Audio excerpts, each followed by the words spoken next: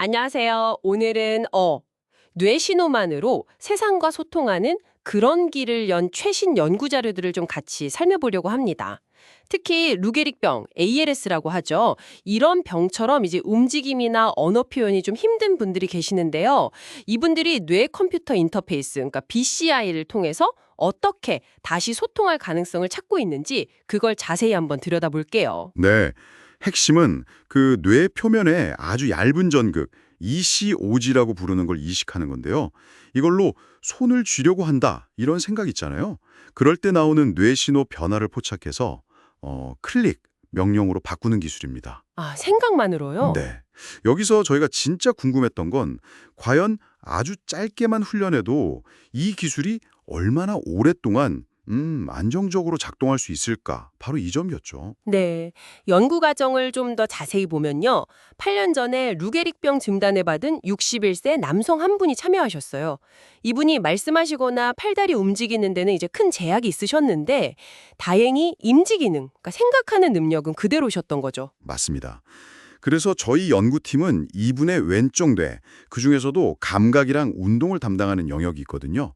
그 피실 위에다가 초소형 전극, 그러니까 64채널짜리 ECOG 두 개를 살짝 올려놨습니다. 그래서 참가자가 오른손을 쥐려고 시도만 해도 실제 움직임이 거의 없더라도요. 뇌에서는 특정 신호가 나와요. 주로 고감마 대역이라고 부르는 좀 빠른 뇌파인데 이게 확 증가하거든요. 아, 고감마 대역이요? 네, 이게 바로 운동하려는 의도랑 관련이 깊다고 알려진 신호입니다. 시스템은 바로 이 신호 증가를 뇌클릭으로 인식하게 만든 거죠. 좀 꾸준히 훈련해야 되는 걸로 아는데 이게 어떻게 단 4일간 모은 데이터로 가능한 거죠? 네, 맞아요. 정말 짧은 시간이죠. 뭐랄까 참가자가 손을 쥐려 할 때랑 그냥 가만히 있을 때 이 두 상태의 뇌신호 차이만 학습시킨 건데요. 근데 더 놀라운 건 이렇게 한 번 딱 설정해 놓은 클릭 감지기가 추가 훈련 없이 무려 90일, 석 달 동안이나 안정적으로 작동했다는 거예요. 석 달이나요? 와, 네, 기존 BCI 연구들을 보면 뇌신호가 자꾸 변해서 자주 재보정해줘야 했거든요. 이게 사실 큰 장애물이었는데 그걸 넘었다는 의미가 있죠. 아, 그렇군요. 이게 정말 실용화로 가는데 중요한 부분이겠네요. 그렇죠. 실용화 문턱을 낮추는데 아주 중요할 수 있습니다. 그래서 이 뇌 클릭으로 구체적으로 뭘 하셨나요? 스위치 스캐닝이라는 방식의 문자 입력 프로그램을 사용하셨어요. 그러니까 화면에 글자나 단어 후보들이 순서대로 이렇게 깜빡이거든요. 그때 원하는 항목에서 타이밍 딱 맞춰서 뇌 클릭을 하시는 거죠. 아, 타이밍 맞춰서? 네. 글자 하나 고르려면 보통 2번 정도 클릭이 필요했습니다. 그럼 그 속도는 어느 정도였어요? 들어보니까 분당 평균 한 10.2자 정도를 정확히 입력하셨다던데요. 이전 비슷한 연구가 분당 1.8자였다고 하니까 이건 정말 큰 발전인데요. 네, 맞습니다. 물론 우리가 평소에 말하거나 타자치는 속도에는 아직 미치지 못하긴 하지만요. 그래도 주목할 점은 오타율도 분당 0.1자로 아주 낮았다는 겁니다. 정확도가 높았다는 거죠. 정확도가 높군요. 그래서 성능이 약간 떨어지는 현상이 나타났습니다. 아, 문제가 좀 생겼군요. 그럼 기기 고장이나 건강 문제였나요? 아니요, 그건 아니었습니다. 중요한 건 이게 기기 문제나 참가자분 건강 악화 때문은 아니었다는 점이에요. 그냥 뇌신호가 좀 변한 거죠. 그럼 어떻게 해결했나요? 또 막 길게 훈련해야 했을까요? 놀랍게도 그럴 필요가 없었습니다. 단 하루, 딱 15분 정도 데이터만 새로 모아서 감지기를 살짝 업데이트했더니요.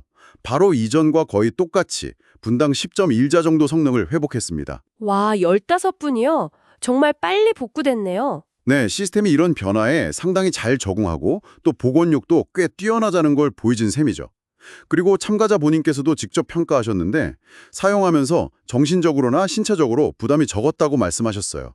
아, 사용 편의성도 괜찮았다는 거군요. 네, 그런 뜻이겠죠.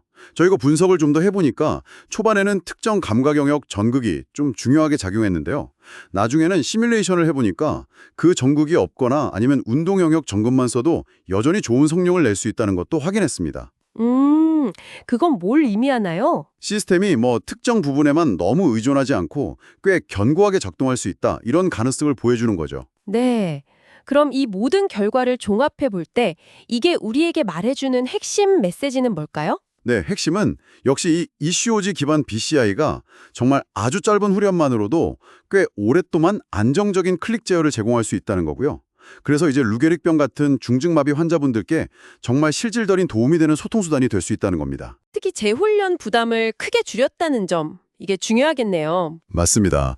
그래서 병원이나 연구실이 아니라 집에서도 좀 더 독립적으로 사용할 수 있는 가능성을 열었다는 점이 상당히 의미 있어 보입니다. 네, 듣고 보니 이건 정말 단순한 기술 발전을 넘어서는 이야기 같아요. 심각한 운동제약을 가진 분들이 세상과 다시 연결될 수 있는, 어쩌면 정말 생명줄 같은 그런 도구가 될 수도 있겠다는 생각이 드네요. 그렇죠. 당신께서도 느끼셨겠지만 그런 잠재력을 보여주는 겁니다. 특히 그 눈동자 추적 방식 있잖아요. 그게 눈이 피로하거나 아니면 안구 운동 기능 자체가 좀 떨어지면 사용하기 어려워지거든요. 아, 맞아요. 그런 경우가 있죠. 네. 그럴 때 이 BCI가 정말 강력한 대안이 될 수 있는 거죠. 그렇군요. 자, 그럼 마지막으로 이런 질문을 한번 던져보고 싶습니다. 이번 연구는 손 쥐기 시도라는 어떻게 보면 비교적 단순한 의도 하나를 클릭이라는 명령 하나로 바꿨잖아요. 앞으로는 우리가 또 어떤 좀 더 간편하면서도 안정적인 뇌신호를 포착해서요. 단순히 글자를 입력하는 걸 넘어서서 훨씬 더 다양하고 어쩌면 복잡한 제어까지도 이 BCI로 구현할 수 있게 될까요? 여러 가지 생각할 거리를 남기는 연구인 것 같습니다.